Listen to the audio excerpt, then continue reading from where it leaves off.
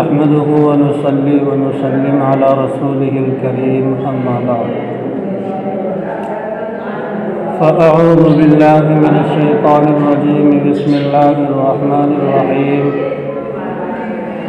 يا أيها الذين آمنوا كتب عليكم الصيام كما كتب على الذين من قبلكم لعلكم ترحمون صدق الله العظيم وقال النبي صلى الله عليه وسلم من صام رمضان إيمانا واحتسابا غفر له ما تقدم من ذنبه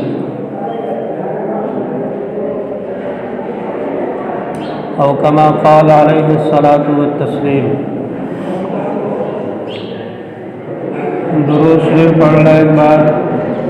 اللهم صل على محمد وعلى آل محمد كما صليت على إبراهيم وعلى آل إبراهيم إنك حميد مجيد اللهم بارك على محمد وعلى آل محمد كما باركت على إبراهيم وعلى آل إبراهيم إنك حميد مجيد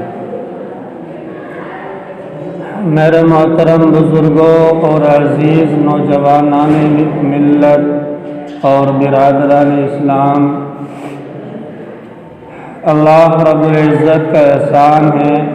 کہ اللہ رب العزت نے ہماری زندگی اتنی دراز اور لمبی بنائی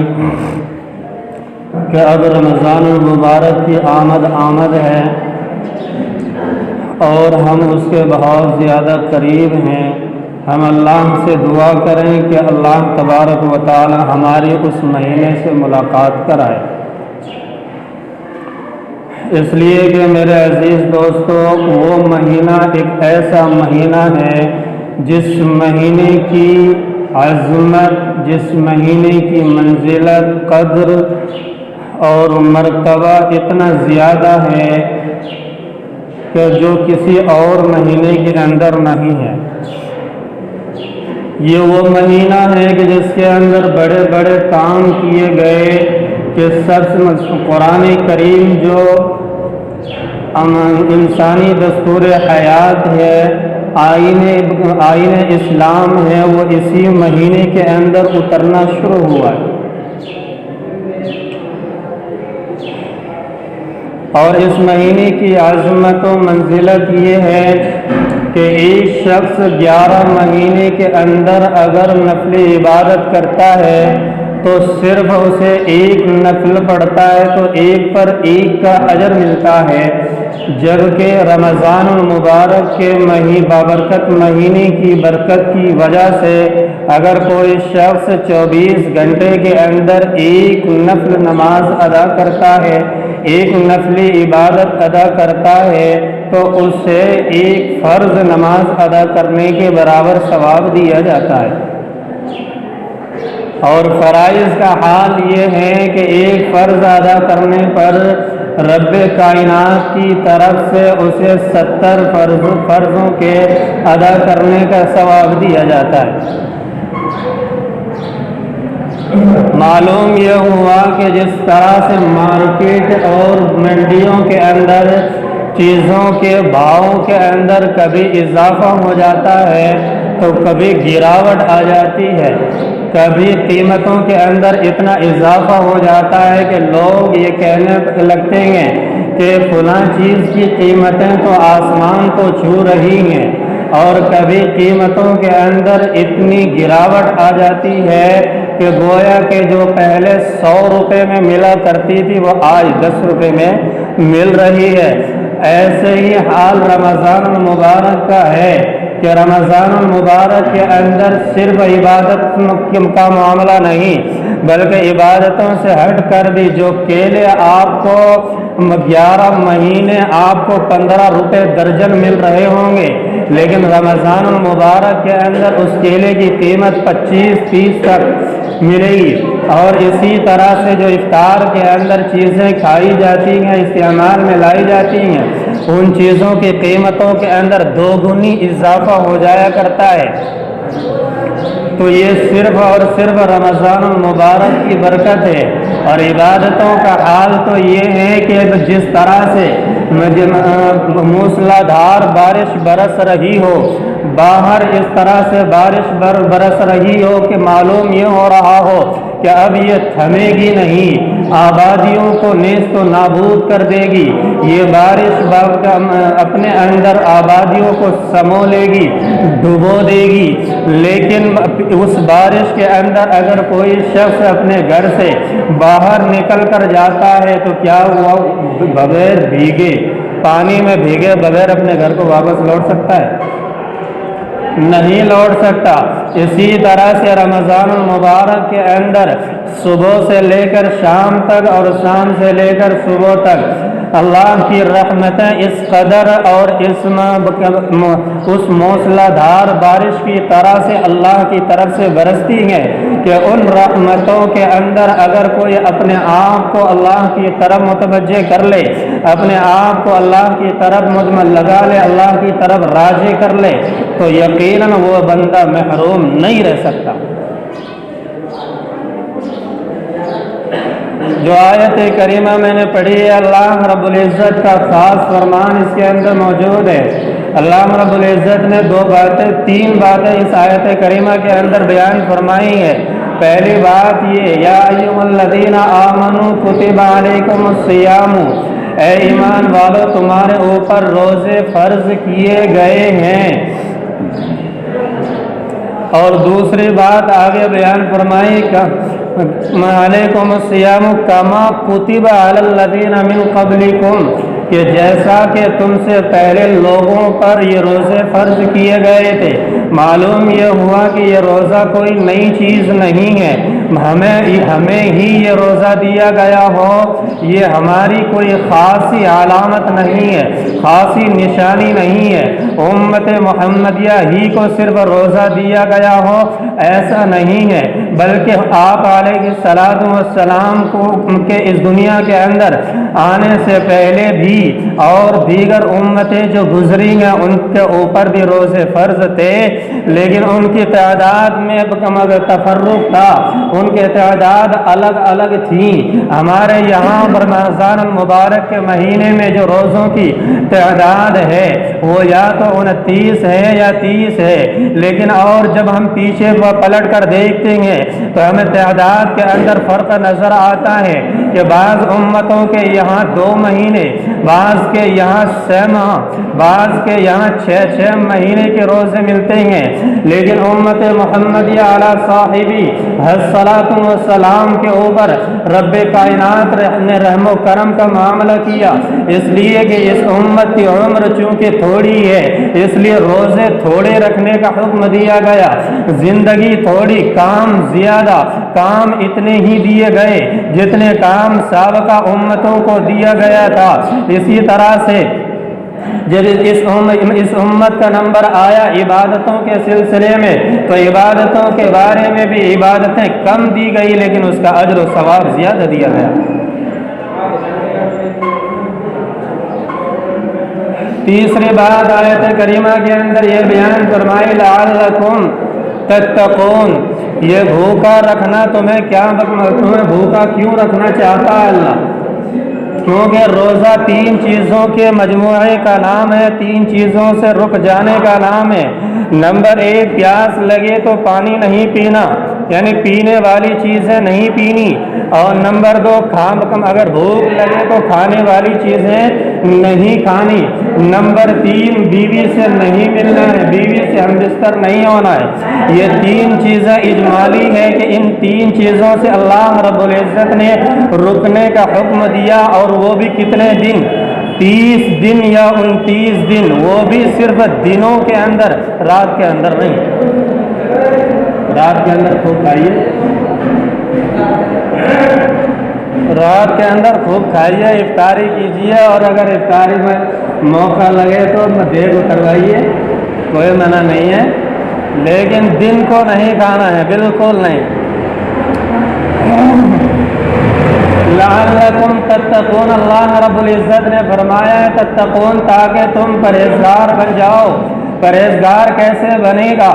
کہ دنیا کے اندر جتنے عبادات، جتنے اذکار، جتنی دعائیں، جتنے افکار کیے جاتے ہیں وہ سب کے سب لوگوں کی نگاہوں کے سامنے کیے جاتے ہیں۔ ایک شخص نماز پڑھ رہا ہے، کوئی اسے دیکھ رہا ہے، کوئی نہ کوئی اسے دیکھنے والا موجود ہے، ذکر اللہ کے اندر مشغول ہے، اسے کوئی نہ کوئی دیکھنے والا موجود ہے، کوئی قرآن کریم کی تلاوت میں لگا ہوا ہے، کوئی نہ کوئی اسے دیکھنے والا موجود ہے۔ اسی طرح سے کوئی والدین کی فرما برداری کر رہا ہے، والدین کی اطاعت گزاری کر رہا ہے، بات مان رہا ہے، تو یقیناً اسے بھی کوئی نہ کوئی دیکھنے والا ہے۔ اسی طرح سے جتنے بھی احکامات ہیں، جہاد کے اندر کوئی دشمن کے مقابلے میں سینہ سپر ہو کر کھڑا ہے، تلوار لے کر کھڑا ہے، تو وہاں بھی اسے کوئی نہ کوئی دیکھنے والا موجود ہے۔ اسی طرح سے کوئی اور نماز پڑھ رہا ہے، زکوٰۃ دے رہا ہے، حج ادا کر رہا ہے، یہ سب ارکان اسلام ہے۔ اس کے باوجود ان تمام ارکان کو کرتے ہوئے کوئی نہ کوئی بندہ اس شخص کو دیکھ رہا ہے، لیکن رمضان المبارک کے روزے ہی نہیں بلکہ سال بھر کے اندر جتنے بھی روزے انسان اپنی خوشی سے رکھے، ان روزوں کے اندر حالت یہ ہوتی ہے کہ بندہ جب روزے سے ہوتا ہے اسے بھوک لگ رہی ہے، کسی کو نظر نہیں آتا، اسے پیاس لگ رہی ہے، کسی کو نظر نہیں آتا، اندر سے خواہشات پھٹ رہی ہیں، کسی کو نظر نہیں آتا، بیوی سامنے ہوتی ہے، خواہشات امنڈ رہی ہوتی ہے، لیکن مل نہیں سکتا۔ کیوں نہیں مل سکتا؟ رب کا حکم ہے، سامنے رب کا حکم ہے، اس وجہ سے یہ بیوی سے ملتا نہیں ہے۔ پیٹ کے اندر بھوک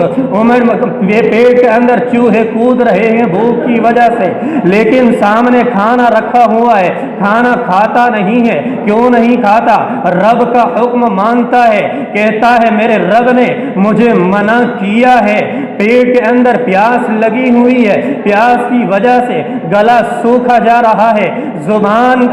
آپس میں تالو سے چپکنے لگی ہے، لیکن پھر بھی پانی نہیں پیتا۔ گھر کے ایسا نہیں ہے کہ اس کے گھر کے اندر پانی کا انتظام نہیں ہے، اس کے اندر دودھ کا انتظام نہیں ہے، سارا انتظام موجود ہے، لیکن اس کے باوجود نہیں پیتا ہے۔ تو معلوم یہ ہوا، اس سے پوچھو کہ بھائی تو پیاسا ہے تو پانی کیوں نہیں استعمال کر رہا؟ تو وہ کہے گا میرے رب کا حکم ہے کہ پانی نہیں پینا، منہ سے بدبو آ رہی ہے، لیکن وہ برش نہیں کر سکتا، لیکن نہیں کرتا۔ تو اس سے پوچھو کیوں نہیں کرتا بھائی؟ تیرے منہ سے تو بدبو آ رہی ہے، ایک گندی بو آ رہی ہے، اسے ختم کیوں نہیں کرتا؟ وہ کہتا ہے میرے رب کا حکم ہے کہ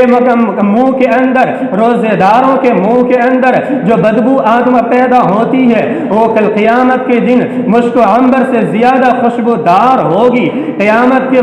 میدان میں جب روزے دار حاضر ہوگا اور وہ لائن میں لگا ہوا ہوگا، اچانک خوشبو پھوٹے گی، وہ بندے لوگ جو وہاں دوسرے موجود ہوں گے وہ کہیں گے آخر یہ خوشبو کہاں سے آ رہی ہے؟ ایسی خوشبو تو دنیا کے اندر ہم نے ساری زندگی گزاری، کبھی سونگھنے کو موقع نہیں ملا، کبھی ہم نے نہیں سونگھی، تو آج یہ خوشبو کہاں سے آ رہی ہے؟ اچانک آواز آئے گی، ایک شخص ہے کہ جس نے کم دنیا کے اندر رہ کر اپنی زندگی کے اندر روزے رکھے تھے اور روزے کی حالت میں اپنے منہ کی بو زائل نہیں کی تھی، وہ بو رب کائنات کے حکم کی وجہ سے آج مشک و عنبر کی شکل اختیار کر چکی ہے، وہی خوشبو بن کر پھوٹ رہی ہے۔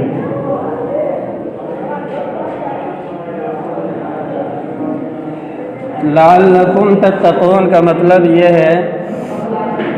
کہ ساری چیزیں موجود ہو سامنے اور کوئی دیکھنے والا بھی نہ ہو۔ تنہائی کے اندر ہے آدمی، سامنے سیب بھی رکھے ہوئے ہیں، انگور بھی رکھے ہوئے ہیں کھانے کے لیے، اور گھر کے اندر لسی کا دہی کا انتظام بھی موجود ہے، لیکن پھر بھی نہیں پیتا اور نہیں کھاتا، اور کوئی دیکھنے والا بھی نہیں ہے۔ اسی کا نام پرہیزگاری ہے، اسی کا نام پرہیزگاری ہے۔ اللہ تبارک و تعالی نے بھوکے رہنے اور پیاسے رہنے کا حکم کیوں دیا؟ جمع سے ٹھہرنے کا حکم کیوں دیا؟ ایک سوال ہے آپ کے ذہن کے اندر رہنا چاہیے۔ رب کائنات کی صفت یہ ہے کہ اللہ تبارک و تعالی کھانے سے بھی محفوظ ہے، وہ پینے سے بھی محفوظ ہے، اللہ تبارک و تعالی شادی سے بھی محفوظ ہے، اللہ کو بیوی کی ضرورت نہیں، اللہ کو اولاد کی ضرورت نہیں، اللہ کو کھانے پینے کی ضرورت نہیں، اللہ تبارک و تعالی کو کسی اور چیزوں سے مدد لینے کی ضرورت نہیں ہے، لیکن انسان کو ان تمام چیزوں کی ضرورت ہے۔ انسان کے اندر اللہ نے خواہشات بھی رکھی ہیں، اللہ نے انسان کے اندر بھوک بھی رکھی ہے، اللہ تبارک و تعالی نے انسان کے اندر پیاس بھی رکھی ہے، لیکن اللہ تبارک و تعالی یہ چاہتے ہیں کہ اے میرے بندو، میں نے تمہارے اوپر روزے فرض کیے، تمہارے اوپر بھوکا رہنا 1 مہینے تک فرض کر دیا، تمہارے اوپر پیاسا رہنا 1 مہینے تک فرض کر دیا، تمہارے لیے بیوی سے جدا رہنا 1 مہینے تک کے لیے فرض کر دیا۔ کیوں کیا؟ تاکہ جو میری صفت ہے، یعنی مجھے بیوی کی قطعاً ضرورت نہیں، مجھے بھوک پیاس نہیں لگتی، ان چیزوں سے میں پاک ہوں، اسی طرح سے تمہارے اندر بھی ایک تھوڑی سی ذرا سی دیر کے لیے، تھوڑی دیر کے لیے وہ صفت آ جائے کہ تمہیں بھی بیوی کی ضرورت نہ رہے، تمہیں بھی بھوک کی ضرورت نہ رہے، تمہیں بھی پیاس کی ضرورت نہ رہے، تمہارے اندر بھی صفت رحمان آ جائے، رحمانیت آ جائے، اس صفت کی وجہ سے کل قیامت کے میدان میں جب آؤ گے تمام کو بدلہ دیا جا رہا ہوگا، اولین سے لے کر آخرین تک کے لوگوں کا اجماع ہوگا، اور وہاں ہر شخص کا حساب و کتاب ہو رہا ہوگا، ہر شخص کو اس کے کیے کا بدلہ دیا جا رہا ہوگا، اللہ کی طرف سے فرشتے مقرر ہوں گے، ہر ایک شخص بدلہ دے رہا ہوگا، لیکن روزے کی وجہ سے اللہ رب العزت کی رضامندی ملتی ہے۔ ایک مقولہ مشہور ہے، من کان للہ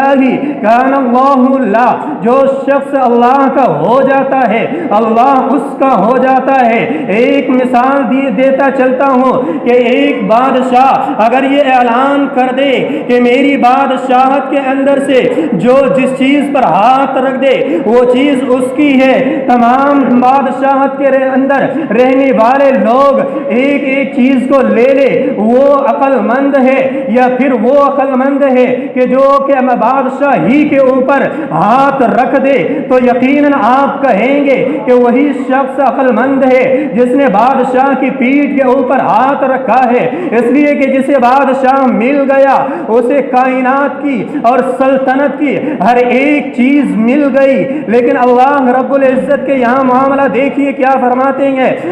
نبی کریم صلی اللہ علیہ وسلم کا فرمان، وَأَنَا أُجْزِي بِهِ، جو شخص روزہ رکھتا ہے میری رضا کے لیے رکھتا ہے، میری خوشنودی کے لیے رکھتا ہے، مجھے راضی کرنے کے لیے رکھتا ہے، مجھے خوش کرنے کے لیے رکھتا ہے، اگر رکھتا ہے تو میں اس کے لیے ہوں، وَأَنَا أُجْزِي بِهِ، کل قیامت کا میدان ہوگا، سب کو فرشتے بدلہ دے رہے ہوں گے، سب کو جزا مل رہی ہوگی، لیکن اس دن روزہ رکھنے والوں کو بدلہ فرشتوں کے ذریعے نہیں دلواؤں گا، بلکہ میں خود، میری ذات خود روزے داروں کے بدلے میں، روزے کے بدلے میں ہوگی وہاں پر۔ اس لیے کہا من کان للہ کان اللہ لا، جس کا اللہ ہو گیا، جو اللہ کا ہو گیا اللہ اس کا ہو گیا، پھر جنت کے سارے دروازے اس کے لیے کھولے ہوئے ہوں گے۔ باب الریان جو ایک خصوصی دروازہ ہے جنت کا، روزے داروں کے لیے کھل جائے گا۔ یہ رمضان المبارک کا مہینے کے اندر روزے کا رکھنا کوئی مشکل نہیں ہے، قطعاً مشکل نہیں ہے۔ اس مہینے کے اندر شیطان کو مقید کر دیا جاتا، اسے جیل کی کوٹری کے اندر ڈال دیا جاتا ہے، نیکیوں کے دروازے کھول دیے جاتے ہیں، جنت کے دہانے کھول دیے جاتے ہیں، بارش جس طرح سے موسلادھار برستی ہے اس طرح سے نیکیاں برستی ہے، لوٹ لو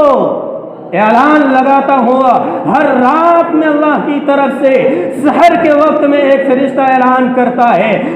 کوئی مغفرت چاہنے والا کہ جس کی آج مغفرت کر دی جائے، ہے کوئی ایسا شرابی کبابی جو توبہ کرتا ہو اللہ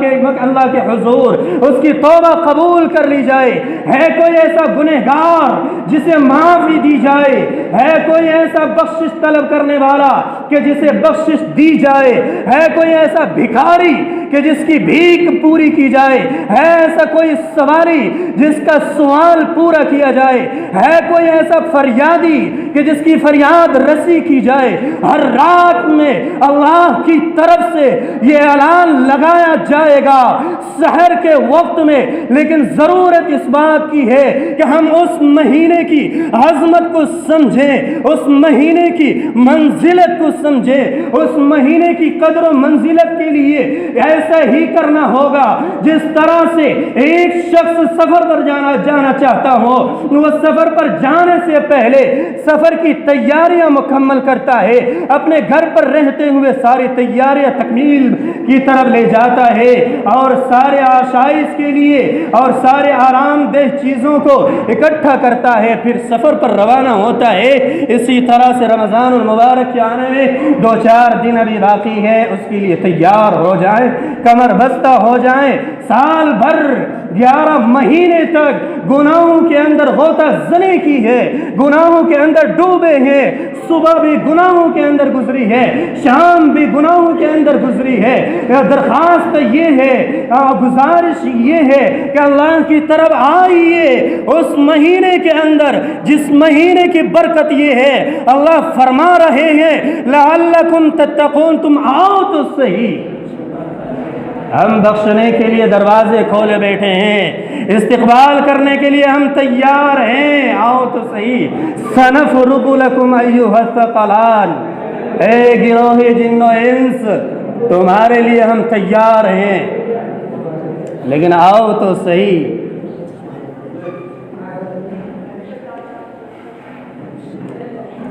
اس رمضان المبارک کے اندر ایک تراویح بھی خاص اہمیت ہے۔ اس تراویح کے سلسلے میں قرآن ہی کو رمضان المبارک کے اندر تلاوت کے ذریعے سے ہو یا تراویح کے اندر پڑھا جا رہا ہو، کیوں؟ اس وجہ سے کہ قرآن کریم کو اسی مہینے کے اندر اتارا گیا۔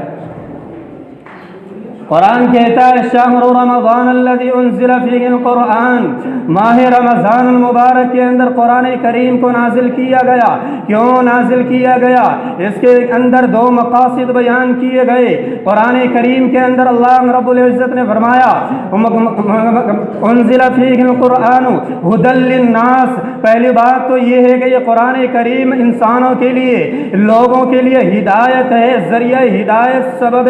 ہدایت ہے۔ اس مہینے کے اندر جو شخص اللہ کی طرف لو لگائے گا، اللہ کی طرف راجع ہوگا، اللہ کی طرف اپنی توجہ کو کرے گا، اپنے دل کے میلان کو اللہ کی طرف کرے گا، اس کا دل کھل جائے گا، اس کے لیے ہدایت کے راستے کھل جائیں گے، اس کے لیے رہنمائی میسر ہوگی، اس کے لیے رہبری میسر ہوگی، اسے معلوم ہوگا حق کیا ہے، باطل کیا ہے۔ وبینات من الہدی والفرقان، اور اس قرآن کریم کے اندر اللہ تبارک و تعالی نے ہدایت کے لیے واضح دلائل اور نشانیاں بیان کی ہیں۔ والفرقان، اور یہ قرآن کریم حق اور باطل کے درمیان میں فرق کرنے والا ہے۔ یہ قرآن کریم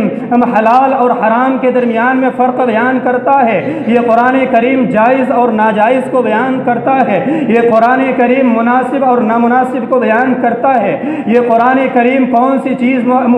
لوگوں کے لیے بھلائی کی ہے، کون سی چیز بھلائی کی نہیں ہے، کون سی چیز خیر کی ہے، کون سی چیز خیر کی نہیں ہے، یہ قرآن کریم بیان کرتا ہے۔ اس لیے قرآن کریم کے اندر کہا گیا وَبَيِّنَاتٍ مِّنَ الْهُدَى وَالْفُرْقَانِ، فرقان یعنی فرق کرنے والی۔ اللہ تبارک و تعالیٰ نے آگے بیان فرمایا فَمَنْ شَهِدَ مِنْكُمُ الشَّهْرَ فَلْيَصُمْ، جو شخص اس رمضان المبارک کے مہینے کو پالے اسے چاہیے کہ روزہ رکھے، چاہے پانے والوں میں بوڑھا ہو، جوان ہو یا حد بلوغت کو پہنچنے والا بچہ ہو، یا اسی طرح سے کمزور ہو، ضعیف ناتواں ہو، طاقتور ہو، ہٹا کٹا ہو، ہر شخص کے لیے یہ حکم ہے کہ اگر اسے رمضان المبارک کا مہینہ مل جائے تو اس کے لیے حکم یہ ہے فَلْيَصُمْهُ، تو اس مہینے کا وہ روزہ رکھے۔ اگر وہ روزہ نہیں رکھتا ہے تو قیامت تک اگر وہ فدیہ ادا کرتا رہ جائے، ایک روزے کا فدیہ وہ ادا تو سارے فدیوں روزوں کا کر سکتا ہے فدیہ، لیکن یاد رکھے ساری زندگی بھی ایک روزے کا فدیہ دیتے رہو گے، ایک روزے کے ثواب کو نہیں پہنچ سکتے۔ ساری جائیداد میں ساری زندگی کے اندر جتنی جائیداد ہم نے کما رکھی ہے وہ جائیداد اللہ کے راستے کے اندر لٹا دیں، اللہ کے راستے کے اندر خرچ کر دیں، اللہ کے راستے میں دریا کے بہاؤ کی طرح بہا دیں، تو یقیناً ایک روزے کے ثواب کو وہ بندہ کبھی نہیں پہنچ سکتا۔ اس لیے کہ اللہ تبارک و تعالیٰ کے یہاں جو چیز مانگی گئی ہے وہی چیز زیادہ مقبول ہے، وہی چیز افضل ہے، اس کے خلاف اس کا بدل دینا یہ تو بیوقوفی کی علامت ہے، یہ تو قضا کی علامت ہے۔ قضا کا مطلب ہی یہ ہے کہ جان بچانا نہیں ہے، اپنے آپ کو اللہ کا محبوب ثابت کرنا ہے، اپنے آپ کو یہ ثابت کرنا ہے کہ ہم اللہ کے چہیتے ہیں، اپنے آپ کو یہ ثابت کرنا ہے کہ ہم کائنات کے اندر آئے تھے اللہ کی مرضی سے، اس کائنات کے اندر ہم نے زندگی بسر کی ہے اللہ کی مرضی سے، اب اس کائنات سے جا رہے ہیں تو رب کائنات کی مرضی سے، اسی کی مرضی تھی آنے میں، زندگی اور حیات کو گزارنے میں بھی اسی کی مرضی تھی، اب ہم جا رہے ہیں تو اسی کی مرضی سے، قبر کے اندر جو معاملہ ہوگا اسی کی مرضی سے ہوگا، اور قبر کے بعد میدان محشر میں جو معاملہ ہوگا اسی کی مرضی سے، جنت و جہنم کا جو فیصلہ ہوگا وہ بھی اسی کی مرضی سے، اقرأ کتابک کا جو انعام دیا جانا ہے میدان محشر کے اندر وہ بھی اسی کی مرضی سے ہوگا۔ اگر ہمارے بائیں ہاتھ کے اندر یہ انعام برخلاف دے دیا گیا اور ہم اس انعام کی وجہ سے شرمندگی محسوس کر رہے ہوں تو ہمیں محسوس یہی کر لینا چاہیے کہ ہمارا آنا اللہ کی مرضی کے مطابق ہے، ہماری مرضی اس میں شامل نہیں تھی، ہم نہیں چاہتے تھے کہ ہم دنیا میں جائیں، ہماری کوئی چاہت نہیں تھی، لیکن اللہ نے بھیج کر یہاں دکھا دیا۔ ہم اگر اپنی زندگی کے اندر اللہ نے تھوڑا سا اختیار دیا ہے تو اس اختیار کو یہ نہ سمجھیں کہ ہم با اختیار ہیں، ہم طاقتور ہیں، ہم سکت والے ہیں، ہم چاہیں تو روزہ رکھیں، ہم چاہیں تو روزہ نہ رکھیں، ہم چاہیں تو عبادت کریں، ہم چاہیں تو عبادت نہ کریں، ہم چاہیں تو اطاعت کریں، ہم چاہیں تو اطاعت نہ کریں، ہم چاہیں تو اللہ کی فرما برداری کریں، ہم چاہیں تو نہ کریں، ہم چاہیں تو والدین کو اپنے گھر کے اندر رکھیں، چاہیں تو والدین کو کھدیڑ دیں، ہم چاہیں تو لوگوں کے ساتھ اصلاح کا معاملہ کریں، ہم چاہیں تو لوگوں کے ساتھ فساد اور فتنے کا معاملہ کریں، ہم چاہیں تو سوسائٹی کو سدھار دیں، ہم چاہیں تو سوسائٹی کو کے اندر بگاڑ پیدا کر دیں، سوسائٹی کے اندر جھگڑا بپا کر دیں، ہم چاہیں تو اللہ کے روبرو حاضر ہو جائیں، اللہ کے سامنے توبہ کریں، اللہ کے سامنے رجوع ہوں، اور اگر ہم چاہیں تو کسی کام کو نہ کریں۔ یہ طاقت کے نشے میں آج بندہ بولتا ہے، آج وہ بول رہا ہے، لیکن جس دن اللہ رب العزت اس نس کو پکڑے گا تو اس دن کہاں جاؤ گے؟ رب کائنات اعلان کرتا ہے وَنَحْنُ أَقْرَبُ إِلَيْهِ مِنْ حَبْلِ الْوَرِيدِ، ہم تو تمہاری شہرگ سے بھی زیادہ قریب ہے، ہم کس وقت اس شہرگ کو کھینچ لیں گے، تمہارے کس دن کھینچ لیں گے، تمہیں ذرہ برابر احساس تک نہیں ہوگا، تم اپنی طاقت کے غرور میں چور ہوئے جا رہے ہو، تم یہ کہتے ہو ہمیں بھوکا رہنے کا اللہ نے کیوں حکم دیا ہے، اللہ کو بھوکا رکھ کر کیا ملے گا؟ اللہ کو کچھ نہیں ملے گا، اللہ چاہتا یہ ہے کہ تم اللہ کی صفت کو اختیار کر لو، اللہ چاہتا یہ ہے کہ تم اللہ کی محبوبیت کو حاصل کرنے والے بن جاؤ، اس لیے کہ اللہ رب العزت نے اللہ رب العزت نے تمہارے لیے جو مقام بلندیت رکھی ہے اس کو حاصل کرنے کے لیے کچھ نہ کچھ تو تگ و دو کرنی پڑے گی۔ ہر محب یہ چاہتا ہے کہ ہم وہ اس جیسے رہے جس طرح سے ہمارا محبوب رہتا ہے۔ تو اللہ تبارک و تعالی کو نہ تو جمع کی ضرورت ہے، نہ بیوی کی ضرورت ہے، نہ خواہشات کی ضرورت ہے، نہ بھوک کی، نہ پیاس کی۔ تو ہم بھی تو اپنے اندر وہ صفت پیدا کر کے دکھائیں، چاہے ذرا سی دیر کے لیے۔ کریں گے اللہ ہم سب کو عمل کی توفیق سے ہمکنار فرمائے۔ واخر دعوانا الحمدللہ۔